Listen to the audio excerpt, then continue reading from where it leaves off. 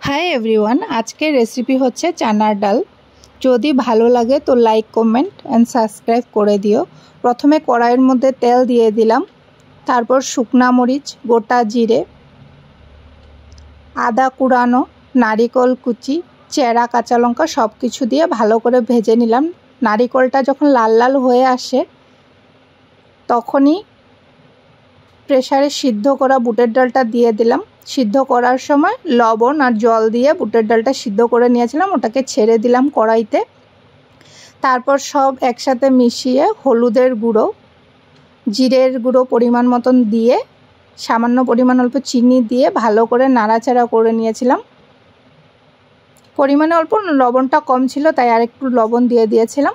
সব কিছু ভালোভাবে কুক হয়ে এলে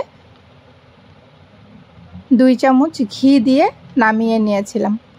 আর সাথে ছিল আজকে লুচি। তোমাদের কাছে যদি ভালো লাগে তো কমেন্ট করো অবশ্যই। Bye bye.